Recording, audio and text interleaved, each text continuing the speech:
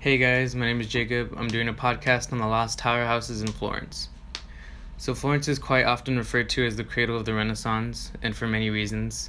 However, what is often not realized is that the wealth which amassed in the Middle Ages provided the gateway for this golden period in Florence. In addition to the existing social classes of the clergy, military, and civilians, a new wave of merchants arose that brought great wealth and influence into the area. As the wealth and power of these Tuscan cities grew, so did the attraction of powerful and wealthy families from outside the city walls. These families were often nobles and merchants who still owned land in the city but resided in larger estates outside of the walls.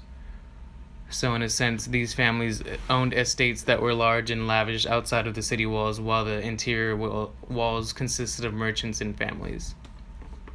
As nobles possessed great wealth through lineage, a merchant could similarly rise up into the same status and influence as a noble simply by maintaining their power, whether it be through industrial trade or banking, through marriage of a noble person with wealth. This would then guarantee a family's protection and possible classification of family servants and peasants which would reside under the family. Prior to this, the city consisted of communes of merchant families who held collective public authority. Once the wealthier families did settle in within the city, they brought along defensive-style architecture that kept enemies at bay, which consisted of walls, basements, and towers. These lookout posts eventually came to be tower houses, which symbolized a family's power and influence. Although focus was set on the higher the tower, the more status you gained, families also strategically used these as fortified safe places during attacks and raids. And likewise, these structures were similarly used in the city to protect themselves from feuding families, often seen because of proximities, rivaling family issues, and etc. of concerns. Often, when we look at these tower homes, we can see that they resemble their medieval descendants, which explains the rectangular-like formed towers as opposed to round-shaped ones that are seen in Roman and Byzantine fortified buildings. This can then resemble a medieval Gothic-style architecture that is possessed within Florence itself. Families were essentially creating private urban castles within the city, which explains the once various amounts of privately owned tower houses. To that fact, wooden bridges often connected these towers, making it possible for families to move between buildings without ground-level conflict. However, this wasn't the case for everyone. Servants and peasants specifically were often housed in separate buildings away from the family, leaving them vulnerable to attacks and violence. Most families possessed multiple towers. Unfortunately, these families brought in a culture of bloodshed, civic violence, and greed. As we dive deeper into the two specific towers, Torre de Manelli and the Torre de Barbadori, we will look at how these families existed in the area and how and why these buildings are still prolifically existing today. Bloodshed was often the case in result of family feuds because of the close proximities of the families. Important families to note during the time were the Donati, the Cerci, Amidei, and Ricci.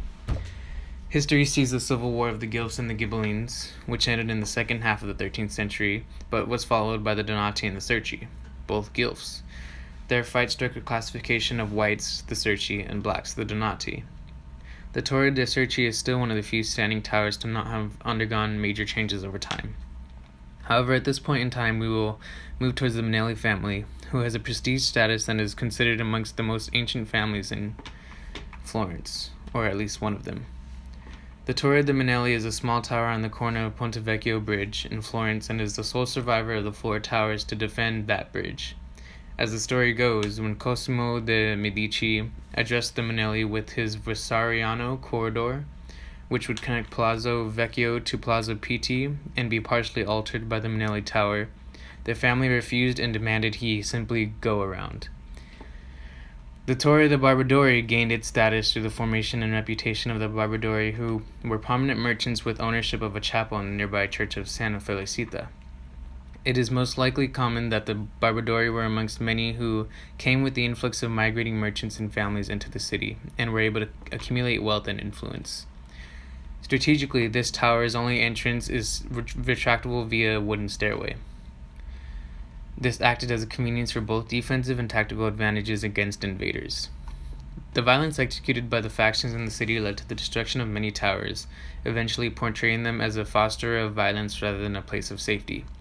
With Florence's coming of a free city in the 13th century with a founded republic, all towers were ordered to be cropped 29 meters or less to mark the ending of the age of clans and civil wars.